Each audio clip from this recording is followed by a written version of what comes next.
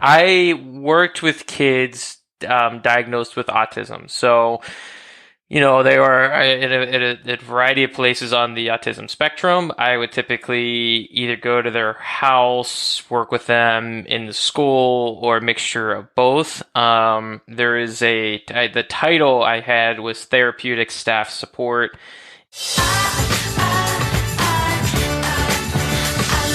I love bookkeeping.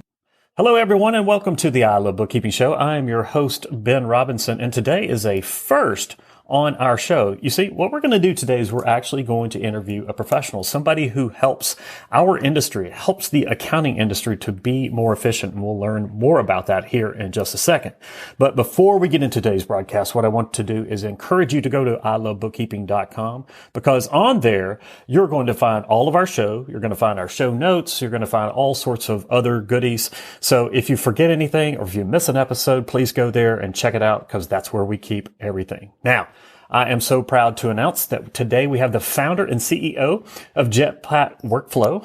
That is a leading software application that helps accounting professionals and bookkeeping professionals like us to manage and track recurring client deadlines. So this guy is pretty cool. Previously a social worker. He made the transition into workflow and software in 2014. And in addition to growing Jetpack Workflow, he's also the co-author of Double Your Accounting Firm and host of Growing Your Firm podcast. Welcome to the I Love Bookkeeping Show, David Cristello. Hey, Ben, thanks for having me. Excited to be here. Okay, so the first thing, we're excited too, but the first thing I got to get into here is social worker. So what kind of social work did you do? Yeah, I was not expecting you to ask this question, but I worked with kids diagnosed with autism. So, they were in a variety of places on the autism spectrum. I would typically either go to their house, work with them in the school, or a mixture of both. The title I had was therapeutic staff support, and there was so much turnover for that role and in the industry that I received zero training before going into my first clients, because they pretty much saw people leave every 8 weeks. So very interesting role to be in for a little over a year. Wow. So how did you go from that into what you're doing now, founding this company and obviously growing it into a little mini empire here? Yeah. So, started out under the basic premise that, very much like the listeners here, we're here to solve painful problems. And, if you're providing this incredible service to them, you're helping them regain visibility, transparency, and peacefulness over their finances, that's a painful problem that you get to solve. So, went on the hunt to solve a painful problem for business owners. I had actually spent a number of years as a freelance marketer, and so I was seeing a lot of accounting firms struggle with a variety of things in managing their firm. And I ended up emailing a few thousand, and I talked with about 100 firm owners across the United States, a little bit in Canada as well, and found that a primary blocker for them to grow was what they would say are managing checklists. And when I dug into it, because and Ben, you probably know this, there is, every 3.5 seconds, a new checklist to do project management tool is birthed into the world.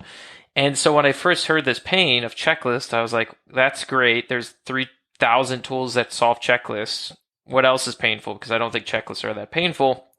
Realized that there was this really interesting gap in that if you're a firm owner and you have dozens or hundreds, or some of our firms have thousands of clients with recurring projects or jobs that you need to manage, project management tools are not client-centric at all. Task management tools don't even put clients in there. But CRM has clients, but it's built for a sales pipeline and a sales manager. So you have sales tools on one hand, and then you have pure project management tools, meaning you do one thing one time for one client, and that's pretty much it. And if you're looking at recurring client management, it felt like there wasn't a simple set of tools to just manage the firm. And I remember one firm owner, our first customer ever, turned to me and said, because I was trying to show him Asana and Basecamp and how to hack together all these tools to make it work for his firm. And he had, a couple employees and a couple hundred clients at that time. And he said, look, I just want to see all my bookkeeping clients with something due this Friday that hasn't been started, organized by my team. I'm like, oh, you can't really solve that in all these generic tools because they don't have clients, they don't have reports, all of these things. You can't track services. And that's really the genesis behind Jetpack. So we started with, let's go find a painful problem, interviewed, and came across this world of checklists, which I thought wasn't painful at all. And then I've realized that it's the lifeblood of the firm. It's how you're able to gain control over your time, over your work-life balance, over your productivity and profitability. So, in 2014 we launched Jetpack Workflow to try to solve some of those things. That's wonderful. Now, everybody listening to this should if you take nothing else away from this, and I know that you're going to take a ton away, but what David just said right there, he went in search of a problem and then created a solution. He didn't create a solution and then go looking for a problem. That is a recipe for bankruptcy if you're launching a bookkeeping firm, accounting firm, or any other type of product. So that is your marketing chops coming into play right there, David. So kudos to you for that. Yeah, most people... There's a lot to gain in that process. We're actually, trying to instill this in Jetpack culturally, because every time we think about a new service or potentially a new product line, go back. What's the pain? What's the problem? Is it painful enough where we can potentially pre-sell it? And the beautiful thing about going through that process, and look, I didn't invent this process, it's been around forever, is if you are launching a bookkeeping practice and you feel like you want to niche down to interior designers, and you go out and interview them about their current state of finances and working with back office, when you're interviewing them, not only are you refining how you're going to put together your service package to really delight them, but you're also learning the language of your market. And so as you go out and do sales pitches, as you write your website copy, as you write emails, as you're at networking events, you almost inherently start to speak the language of the market because you've interviewed them so much that you've been able to walk a mile in their shoes. And so there's just so much benefit to going through that process on a variety of scale that's even outside of services. For sales and marketing, it does wonder. You kind of build it up from day one when you do that process. Have you been reading our marketing literature that we have inside of our program? Because that sounds like a playbook. I mean, that's exactly what we talk about, interviewing and finding that pain point and solving it. Oh, man, it's life-changing. So I hope everybody listening, I know sometimes you'll buy a course and I'm sure you have higher than average, engagement just by looking at your materials and the kind of the audience you serve. But boy, if you're listening and you haven't gone through that process, or you've only done one or two interviews and you got nervous and you stopped doing it, I really, really urge you to go back and do that. If you're a quarterback, you watch game tape and you learn from it. If you're an artist, you go to the museum and you trace the lines of great artists. And if you're in the world of business, you go back and do more interviews and reflect on how those interviews are going. If you're able to record them and listen to them so you can figure out how to ask better and better questions. I mean, it really sets the sail for your firm in such a big way. So that's phenomenal that you add that. I don't see that mindset applied enough, certainly when launching a firm. So that's really exciting to hear. Yeah. And another thing is that we encourage or actually implore people to start with a niche, to go after one single target audience rather than trying to serve every business owner that can fog a mirror and pay the bill.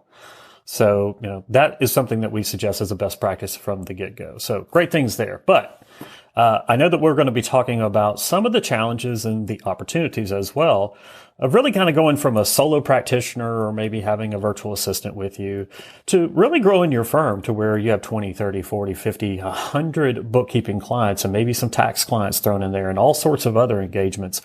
So let's talk about some of the unique challenges. I'm sure that you've seen one or two, David, that it goes from, hey, when you know everything, all your clients, what goes on, it's just you. But now it's other people, it's a lot of clients, and there's no way that you can keep all the balls in the air. So as you have, I'm sure this is the big pain point or one of the big pain points, but what are some of the common challenges that you see with people who go from single to having multiple people and clients? Yeah, well, the good and bad news of it is that the kind of bad news is there's many challenges. The good news is that they're all kind of common challenges. Sometimes I'll talk with firm owners and they're like, what is wrong with me? It's like, well, nothing. This is the shift you have to make if you want to continue to grow. And so, a big shift goes from being the owner that keeps everything in their head to being able to articulate the right process for your team to follow. Ben, by the way, can you still hear me? I just got a little beep. Yeah, Okay, great. So I can hear you. for the team to follow. And so, we look at kind of the initial workflow construction in kind of two aspects. I'll tell you about the mindset shift that happens, and I'll give you a framework that we talk about a lot. It's called the SAT framework, and then we can dig into some really tactical changes they can make as they build up the sophistication of their firm to get it to the next level of healthy six figures, maybe even seven figures. So the first thing, and it's a mindset shift that doesn't happen overnight, but I think it's really important to say up front, is for a lot of the firm owners that start building out the team or really scaling up clients, and reaching certain revenue milestones, whether they articulate it in this way or not, a thing we hear about a lot is they start to think about their deliverables, their service as a product. Right. And so if you have your phone in front of you, I have a phone case on my phone. That's a product. And it took a number of steps for it to get into my hand. There was putting together the plastic molding. It was getting it into the trucks to the retail center into my hands, whatever it may be. And the firm owners that make the shift, they start taking a step back. And this is working on the business. And they really try to think about what's the flow from start to finish of completing and getting out to market our major products. Now, obviously, it's, monthly bookkeeping. Maybe it's payroll. Maybe it's advisory work that they actually take on. Every service you deliver is a product. And just by thinking of it in that way and using those words, we see firm owners start to detach a little bit from I'm the person that does everything. And they start to think a little bit more like the owner of the business, owner of the firm. So I would say, cement that down and start thinking about, the service. Our product is a service, but we're delivering a product to the market. And the quality of our product is determined by our workflow.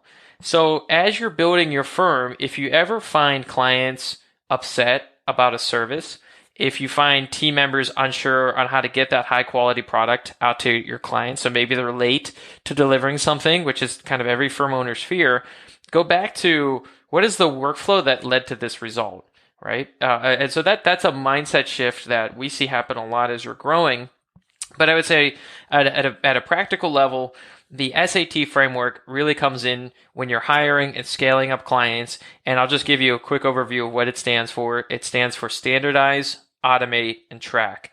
So standardize the set of steps that you do every day, every week to get the work you need to your clients. So, have your set of steps to complete the monthly books, the biweekly payroll, the quarterly check-ins, anything that you do for the client, I would say start there. And if you're unsure where to start and a service one, I would just take the service that takes up it's the biggest revenue impact or takes up the most amount of time.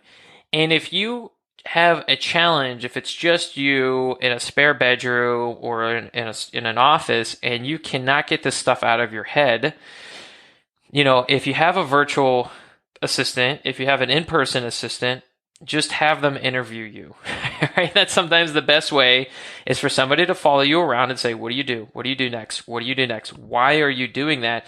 And it's really important to start to get everything out of your head because a model in which you start hiring your team and you hire assistant after assistant after assistant after assistant, what happens is you've literally created a bottleneck. And just like the Coca-Cola bottles, the bottleneck is, it's always smallest at the top, and that's where the owner sits. So you really want to start articulating those set of steps. And, we have, Ben, I'm sure you have them accessible. We have, 32 Excel-based spreadsheet templates that if a listener just emails me, david@jetpackworkflow.com, just say, hey, I was listening to the podcast. I'd love to see those templates. I'll just give them to you for free. But it shows you, 5 to 7 steps to complete an engagement. So I would say start there. Automate is really about how do you start to gain scale in your firm. So automation could be a tool like Jetpack Workflow where we automate the recurrences of it. To me, automation means you're getting leverage. And so you're either getting leverage through tools like Jetpack or you're getting leverage through hiring people and delegation. So to me, automation means tools or delegation through people. And then the final one is track. Because as you're hiring team members, one thing I don't think any of us wants to be is a micromanager. But we all want to, and we all want to be able to step away from our firm without having a mini panic attack that everything's going under. I think if you're a firm owner and you've kind of gone on that first, second, eighth vacation and you just cannot step away from the firm, it's probably because you don't have the right a set of tools to give you the visibility to feel comfortable about the progress of the firm. So the final thing is really about tracking and understanding what you need to see as the firm owner to know that your team got it. That you can see what they recently completed, you can see what's coming up, you can see where they're stuck. So that's kind of the framework we think about is get the standardized set of steps, automate it through tooling and delegating through people, and then tracking it so you don't have many freak out moments over the weekend or while you're on vacation. You can, if you need to, open up a computer, see everything's okay, close the computer, go back to the beach if you want to.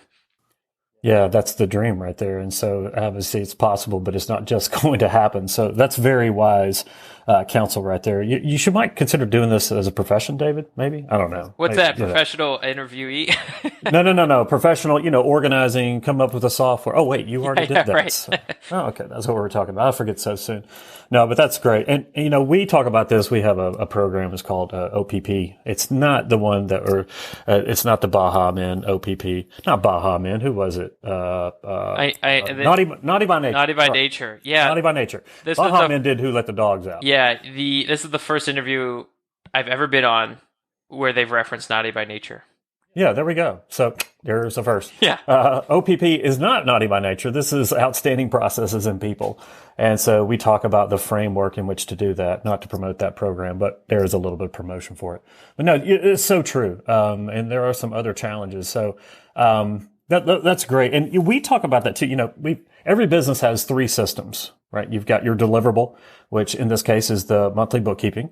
You have your marketing, which is going out there and getting clients. And then you have your operations. But within each of those 3 systems, there are processes. And those processes are instrumental. But a process, as you mentioned at the beginning of the show, is not a checklist. A checklist is just a high level, make sure that these things are done so this bad boy is complete. And I always come back, and you may have heard this before, but I always use the Cessna 172S checklist. So for you, David, and for everybody listening, go Google that term and look at a Cessna 172 checklist. It's 2 pages.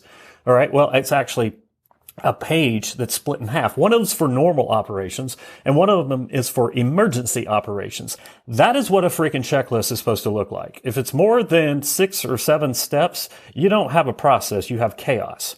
Yeah. And so go and look at that, and it's something that you use as a guide, and we actually hand it out during the class where we go through and say, how can you make your checklist like this? Because if your life is in danger and peril, this checklist works very well. It's very concise. Anyway.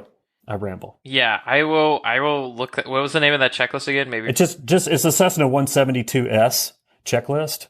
You can find it. I think Sporty's Pilot Shop has one. And this comes back to my Air Force days where I was an air traffic controller and we had checklists for everything, and they were actually good ones. And so, that's just an example that I use, and it's free on the interwebs, as you know, pretty much everything is. Yeah. It's interesting you bring up airlines. I saw a stat recently that the airline industry is the one that requires the most continuing education in any industry. So it's interesting that, in that case, it's mandatory. There's such a focus on ongoing education, such a focus on simple yet powerful checklists. There's a focus on proper workflows, and you've taken an industry, and it's not only is it globally impactful, I think it's one of the safest ways to travel in so many ways, especially comparative to other modes of transportation. So it's kind of an interesting. I'll have to look up that checklist, but it's fascinating you brought that up. Yeah, I learned that through the Air Force. Let me ask you this. So there's probably a lot of people listening right now that they're the only person, right? They got 5, 10, 15 clients. But they know that they're going to hire somebody. They know that they want to grow. But their philosophy is, you know what? When I get to this point, then I'll standardize. Then I'll automate. Then I'll track. So what would be your advice to somebody who says, I'll wait? Yeah, it's like everything else. If, this is not a perfect, pitch here by any stretch of the imagination, but it's kind of like Well, I'm going to get in shape one day, I promise you. But in the meantime, I'm just going to crank at McDonald's and Burger King. But I promise one day, bam, six pack abs. It doesn't happen overnight. And so the point of that example is whatever muscle you build today is going to be the muscle that you're using when you hire somebody. Not to say you can't overcome it if you wait. It's just a little bit more painful to pick up that ball if you wait to do that. If you start building up the discipline early on, and you could set up different reward systems. Maybe it's getting that latte. Maybe it's going out to the movies. If you're able to document and follow your system, I mean, you can set up your own accountability chart to make sure you're building that muscle. But I would say and you don't have to do it, you don't have to go overkill, but if you start building out best practices, the standardized, set of steps that you follow to complete the work, when you hire somebody, you already have that muscle in place. So when they take on something, it's that much easier to delegate to a new team member. There's been so many cases where somebody comes to us in Jetpack and they scale up their team and they kind of scale down their team, and then they have to reignite that muscle of process best practices. Because here's what could commonly happen, right? Owner is like, well, I'm the owner. I don't need to follow the process because I have everything in my head. Then they start hiring a team. And they're like, wow, this is really crazy to manage a team or manage these many clients in my head. So I'm going to hire somebody, and that person's really going to manage the system and the software, and they're going to do everything. And I'm going to go back to doing client conversations and whatever have you. Well, in so many ways, the organization becomes a reflection of your weakness. And so if you don't try to at least build some of that early on, it's just going to be dramatically harder when you have a team of 1, 2, 3 people. And then all of a sudden, not only you're introducing that to yourself, you're introducing that to 3 team members. And then you also have to go back and undo or unlearn all the bad practices that they built up trying to watch you deliver client work.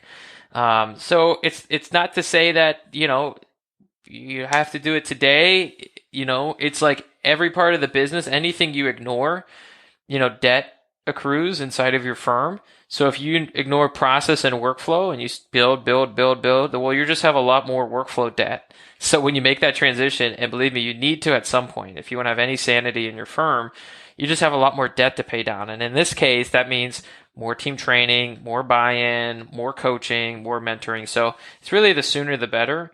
And I know for some people, that kind of discipline is ingrained, and for others, it's not so much. So I'm not saying you have to be perfect, but I do think it makes sense to have it as a priority, unless you're planning on running your firm as just you indefinitely, and you don't really have a lot of goals in terms of maybe selling a firm, because there's not much value if everything's just built entirely on the firm owner. So I would say start small, start early. Do what you can, get a list together, and start checking it off. And believe me, it may not seem like it, but you do this for a couple of weeks, you do this for a couple of months, you're going to start seeing patterns in where you're spending time, wasting time. You're going to learn about how your process, it can be time consuming or wasteful, and ways you can clean up and enhance it. So it's a lot easier to do this learning when you have a smaller set of clients and a smaller team. Amen to that. So get out there and start working on these processes. And by the way, I want to give a quick plug to your tool, Jetpack. See, I can't even talk right now. Jetpackworkflow.com. I'm actually on the site right now looking at it, and it just looks beautiful and it looks simple, which is something that I appreciate inside of a tool. The things that are complicated, I shy away from, or actually I run away from. But just looking at this, it looks very good. So I just encourage everybody to at least to go and look at. It looks like you have and we're not done, by the way. I'm just looking. It looks like you have a 14-day free trial. Is that right? Yep, 14-day free trial. Get access to all the features. And it's really, the application was built so you can have a single place to track all of your client deadlines and due dates, so you can avoid having things fall through the cracks. So if you're, having moments where you're either missing a deadline, or, we talked, with a firm owner, and she was like, I used to shoot out of bed 10 p.m. every Wednesday night and say, oh crap, did I forget to follow up with this client or this team member or this vendor, right? We help her get rid of what she called the oh craps. Everything's in the system. It's your external brain. It allows you to keep a pulse on your firm. So yeah, it's a 14-day free trial. I mean, it's no credit card required. We try to make it as simple as possible to at least see if the tool could be a good fit. And, if you're using calendars, post-it notes, whiteboards, spreadsheets, legacy-based tools, heck, even generic-based project or task management tools, and they fell flat in the past, then I would urge you to at least investigate to see if Jetpack could be a good fit. Yeah, like Asana. We have a lot of people who use Asana. We have a lot of people who use Trello. And, there's other things that are in there as well, but definitely check this out. Yeah, and I would say if you're, certainly if you're using Asana and you're really using it, like you're logging in every day and you're checking off stuff, or you're checking off things maybe minimum every week, and you're starting to see it fall over on itself, which you can kind of see as you're trying to add clients because it's not really a place to house client profiles. Then if you already have that discipline, it kind of ignite that muscle you built inside a Jetpack workflow. For firm owners that, maybe this is not their strength, maybe they don't even have checklists together. We have support systems, we have trainings, we have services where we can help you set up the account, build out the account. None of those are mandatory, but we can kind of help you into any bucket. Having said that, if you're just getting started and you're using Asana and you have a handful of clients and you love it and it's not breaking, then by all means stay with it, and we're here for when you kind of reach that next stage of the firm. All right, that's awesome. David, we should definitely have you on to our weekly live cast for Bookkeeper Launch. I think that would be wonderful. You or somebody from your team, and kind of give us a more thorough product walkthrough, because I know a lot of people would value from that. But I digress. Absolutely. I want to go back to one thing that you said, because a lot of people don't think about selling their practice. And you made a very astute observation in that if it's all about the owner, then there's not a lot of value in that. And being somebody who has bought a firm and sold two, I can attest to that highly. The more that you can systematize, the more that you can make it less about you and more about the process, more about the other people within your firm, the more valuable that is. Because if somebody is buying your book of business and it's just you, they're not buying a business, they're buying a job. Mm-hmm. And they're going to pay 20 cents, 30 cents on the dollar for the revenue that you get. However, if you have these systems in place, if you can pass the 30-day vacation test, meaning you can leave for 30 days, come back, and the practice is just working just fine without you. If you can do that, then now you're talking about getting $1 to $1.50 per dollar of revenue that you have in your business. And those are painting with broad terms. But so pretty much if it's all about you, no value. If it's about others, if it's about the process, if it's an actual business, highly valuable. Absolutely. Absolutely. Yeah. We've interviewed brokers, and we asked them, what do you look for in terms of valuing, when you go out to the market and try to sell the firm, what do you think about? And it's so funny you brought up that 30-day test. One of the handful of first questions they ask the firm owners is how many vacation days do you take, or how many weeks of vacation do you take? And obviously the bigger the number, assuming the health of the business, the health of the firm is still stable in there, but the bigger the number, the better, because then that speaks to they have process, they have systems, they have trainings, they have tools.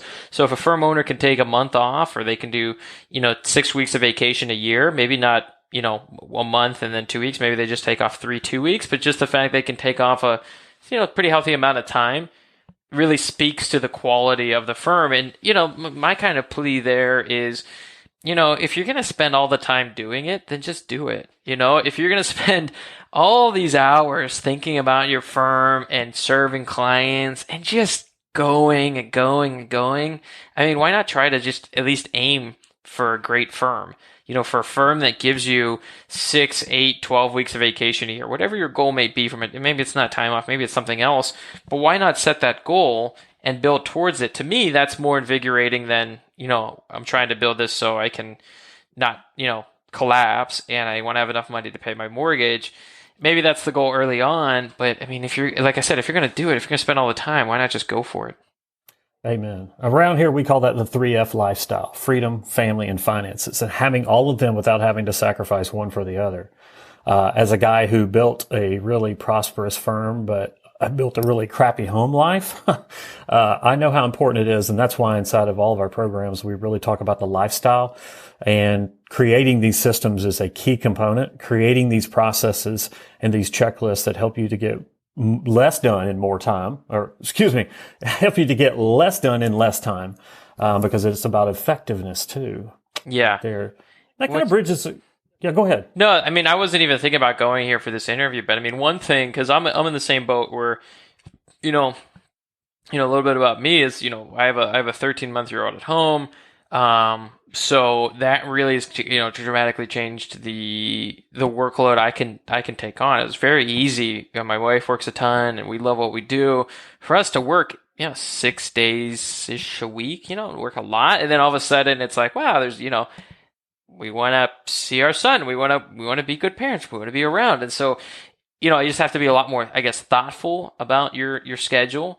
And so maybe you're in an environment right now where you already have maybe a couple kids and it's even, there's more demands on your time. Maybe you have an aging parent.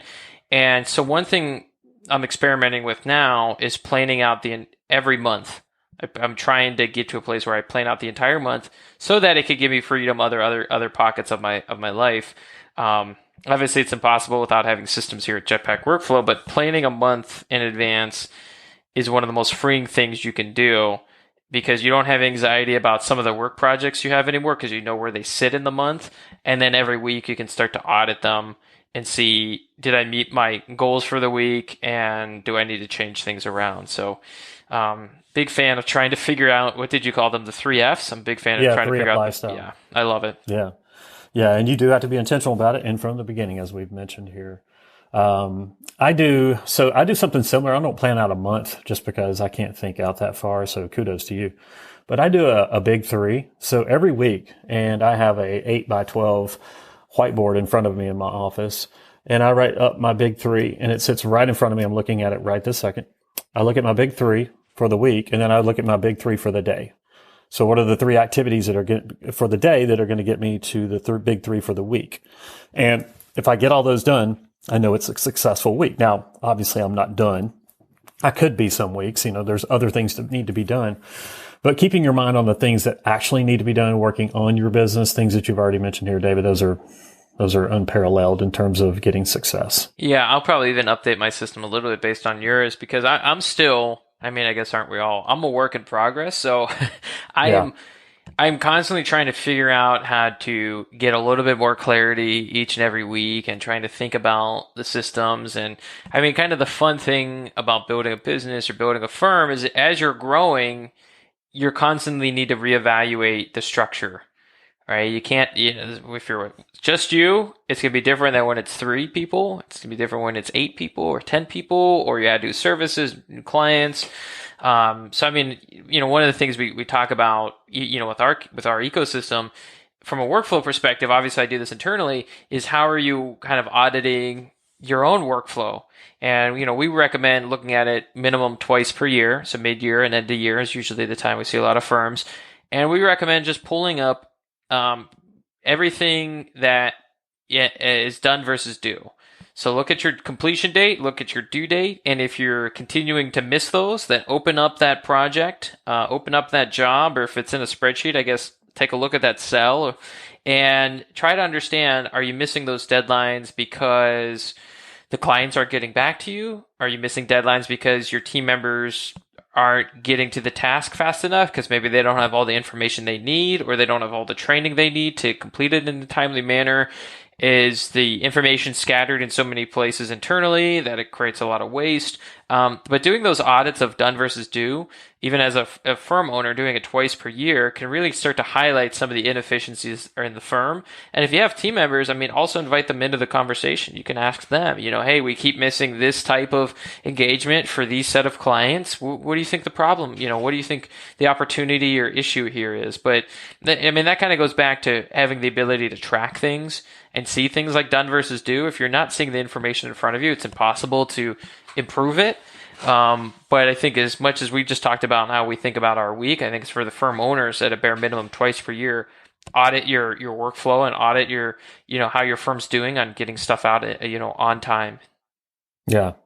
It's funny that you mentioned the staff, because one of the things that I required of the bookkeeping professionals who worked with me when I had my firm was that they had to spend a dedicated at least 2 hours a week if they were part-time, or 4 hours a week, basically 10% of their workflow that I would pay them for, to think, how can we do this better? Ask themselves, is there a better way to do this? And we would have a meeting once a month and they had to bring ideas, and a lot of them didn't work, but a lot of them worked. And don't think that you have to have all this. The people that are closest to the work actually are going to be better at this than you most of the time. And when they get that dialogue going, and when you make this a consistent talk that you're having, you said twice a year for the big things, but you've got to have this conversation and you've got to rely on your team. Don't think that just because they got there last week that they don't know anything. Those people actually are naive enough to actually say the thing that nobody else will, or think the thought that nobody else would, because they're so ingrained into the way things are. Mm-hmm. Yeah, I'd piggyback on that, and we talked about it earlier. Is if you have a set of clients that you feel, you're in a good place with them, you can also ask them, hey, I know we've been working together for 6 months or 12 months or 24 months. As you know, we're always trying to find ways to improve, your experience with us. Is there anything we could be doing differently to give you better insights, to make your life easier when it comes to working with us? And, we've talked with firm owners that kind of deployed that tactic, and they found that, the deliverables that they were giving clients in the past, they were absolutely on point. They were correct. But really what the client wanted to know was an answer to these 3 questions. And I don't know what those questions are off the top of my head. It was in, I think, the construction industry. And so the client was like, honestly, I just want to know like A, B, and C. It's like, I know you need to send me the reports. I get it. They're great. We do take a look at them. But I'm really just trying to figure out these 3 questions.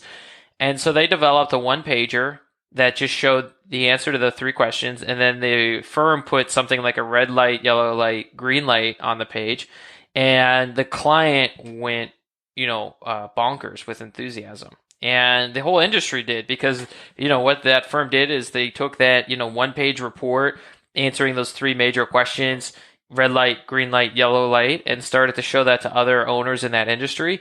And they're like, oh my gosh, we absolutely love this. So there's innovations in your clients as much as there is in your team as well. Yeah, I did that with dentists and they freaked out too, just by listening to them. Amazing. Yeah. We come back full circle to that. It's interesting as a firm owner how much, and like, I'm sure you're going through this journey. I continue to go through this journey. How much of the insight and answers are sitting outside of you in terms of your clients, in terms of your team. I feel like 80% of the answers sometimes feel like they're sitting with the clients, they're sitting with your team, or it's something that you forgot, but you actually did in the past, right? There was a success habit that got you here, or there's a positioning or story or framework that you've heard in the past couple years, and then you just forgot. So like half the battle is just remembering things you've done right in the past, or frameworks that you've been exposed to in the past and revisiting those. And I feel like the final 20% does actually require the firm owner to sit down and think strategically and, be very reflective. But kind of the more, I'm in the ecosystem, the more I realize that, more often than not, it's sitting outside of you. The insights, the connections, the aha moments. There's a lot of smart people around you that you don't, fully use the best of their abilities. The older I get, the less that I know. That's what I've found, or less I realize. When I'm in my 20s and 30s, I thought that I knew everything, and now I realize that I hardly know anything. Yeah, well, Ben, you're on the journey to enlightenment, apparently. Right? Yeah, it's a long journey, I'll tell you that. And I think enlightenment is called throwing me in the ground. Yeah. But we digress. Yeah. So one of the tactics that I will give to really pull out of your clients those things that they want is something called the Net Promoter Score. And there's very few. I know Daniel Honan does this, bookkeeping for painters. He does a great job of this. He does it. But if you'll just Google Net Promoter Score, it's basically 2 questions that you send anonymously to your clients that says, on a scale of 1 to 10, how likely are you to recommend our service to a friend or colleague? And then the next question is, if we were to send this survey out again in 6 months, what would we have to do to give us a higher score?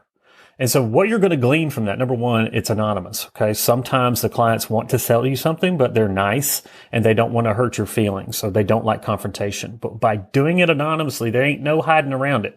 We did it and I got kicked in the balls and it hurt. Right. Ooh, I just said kicked in the ball. Kicked in the butt. Let's put it that way. And I got hurt. Right. But We had a good score for our very first one, which was 55, I believe, 54, 55, which anything above like a 20 is good. But if you'll do that, then you're going to get a lot of feedback from your clients that they otherwise wouldn't give to you. So, and you could use something like SurveyMonkey. SurveyMonkey actually has it built in to where it'll calculate your net promoter score. I won't go into all the details of that. I think I've done it once before, but it's powerful. Yeah, it really speaks to, I think, depending on your DNA, the joy of trying to build a firm. Because to me, it's really exciting. It's not, believe me, we get the same thing for Jetpack Workflow. It's not always enjoyable to get kicked in places that hurt, we'll say. Thank you. Yeah. But that's kind of the fun of running and building a company. This is the places where you get to start to prioritize certain innovations that you want to introduce into your process or into your training or into your services.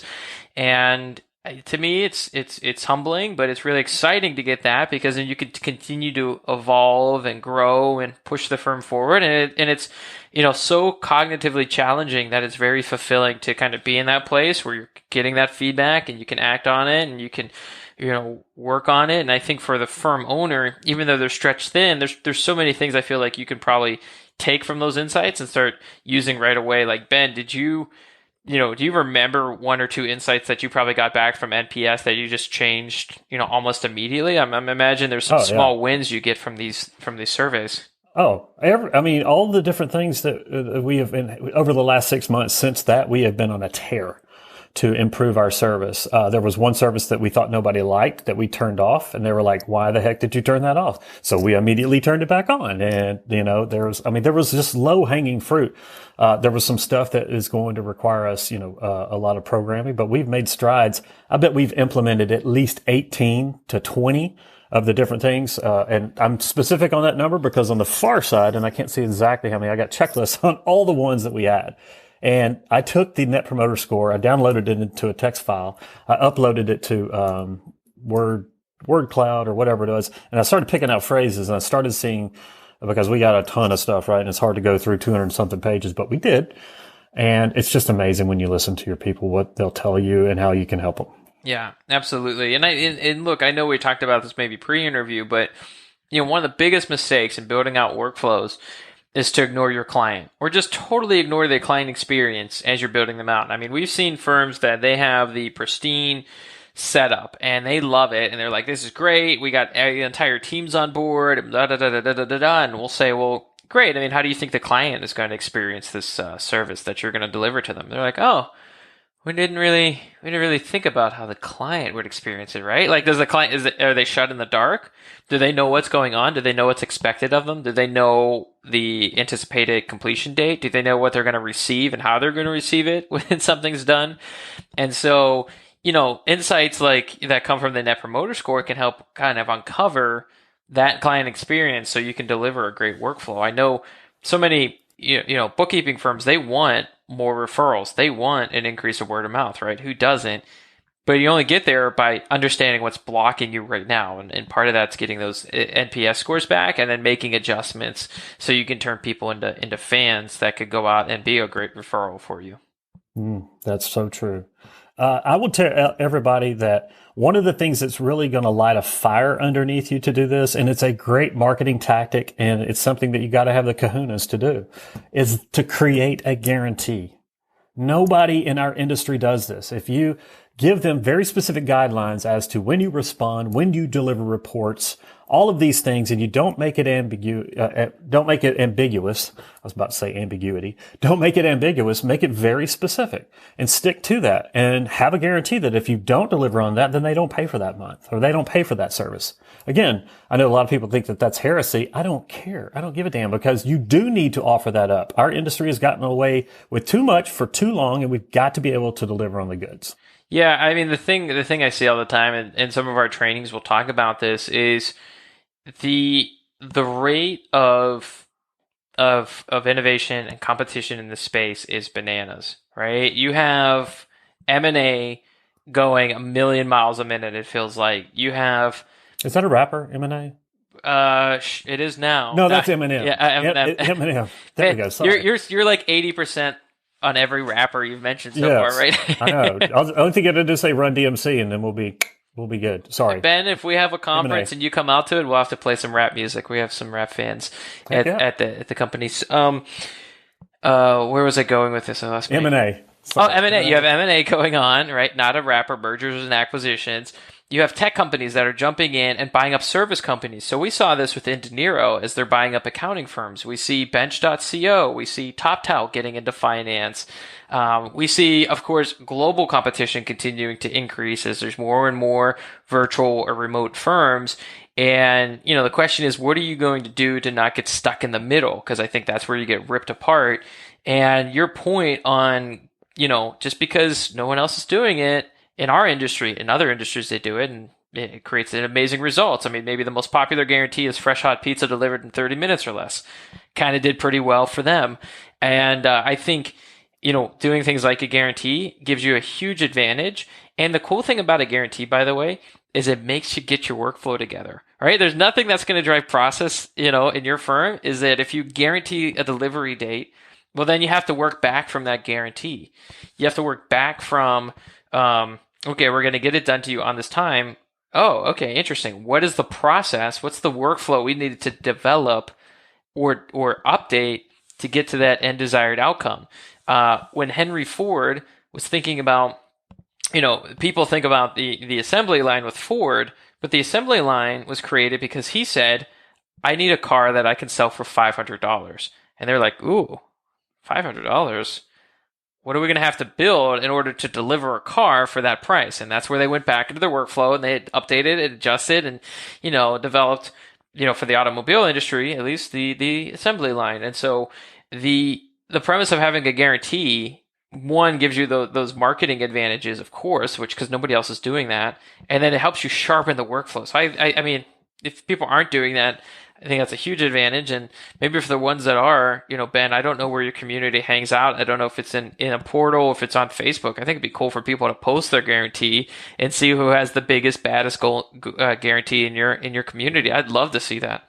The guarantee challenge. Oh, who has the biggest, baddest, boldest guarantee, right? Who can say things like, and if you're not, 100% delighted by our services, we'll refund you for up to a year of working with us, right? Something that actually makes you sweat a little bit when you say it out loud. You're like, oh gosh, right? I mean, these things are game changers for the firm. If you can back up the process and fulfillment of it, I mean, it's a really big deal.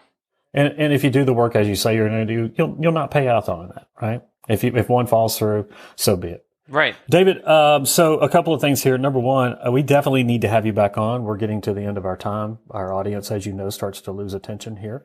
So I want to promote again. I just want to tell everybody to at least go and check out Jetpack Workflow. For our industry, it's specific, right? Not that you can't get away with other things, but this is something that you at least need to know that exists.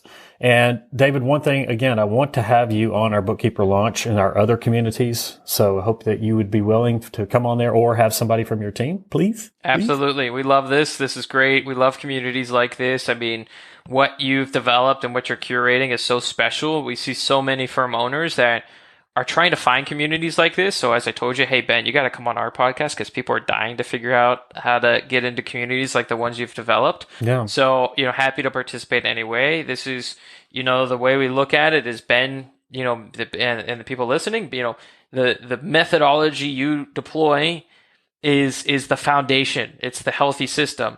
And then Jetpack is the rocket fuel that helps you, exponentially accelerate that method that Ben's, telling everybody. So, method and tooling creates outstanding results, and I'm happy to participate in whatever communities you feel are beneficial for you all. Awesome. And we will definitely have you back on the I Love Bookkeeping podcast. I want to do it sooner rather than later. So after this, we'll actually talk about that. So awesome. Well, thanks so much, Ben. Thanks for having me on. David, thanks so much for being here. Again, jetpackworkflow.com. One of the things that I want to make a final observation that David was talking about is what is called by Cal Newport deliberate practice. Working on your business, but really working on those things that make you uncomfortable, working on those things that you need to work on, like your workflows, like your systems, like your processes, like your guarantee, instead of getting stuck into the day to day. If you say right now, you know what, I can do my job, with my eyes closed, that's a very bad sign. You need to challenge yourself with deliberate practice. So one thing I want to encourage you to do is to check out that book. I don't get any kickback for this. I don't have an affiliate link for it, although I could create one, but I won't. So go and check out So Good They Can't Ignore You by Cal Newport. It's one of the best reads, but it's really talking about becoming a craftsman in our industry. And that is where we have to take what we do. That is what's going to isolate us. That and the fact that we're building this business on relationships and not transactions is what's going to isolate you from whatever artificial intelligence or automation or any other crap that comes down the road. Okay? That's me off my soapbox. Listen, if you would like to hear more great conversations just like today's, then I want you to head on over to ilovebookkeeping.com. There, you're going to find all of the shows, the notes, and some other great goodies that we have for you there. Now, if you'd like to be a guest on the I Love Bookkeeping show, there is a link that says Be a Guest. Go in there, and we'll walk you through the process of getting on the show. And finally, to discover more about our programs, go to the courses page on the ilovebookkeeping.com site. There you have it, another great episode of I Love Bookkeeping. Thank you for being a proud listener, and thank you for being a bookkeeping professional. Enjoy the rest of your week. I love bookkeeping. Here's a little shout to all my friends working hard at keeping the books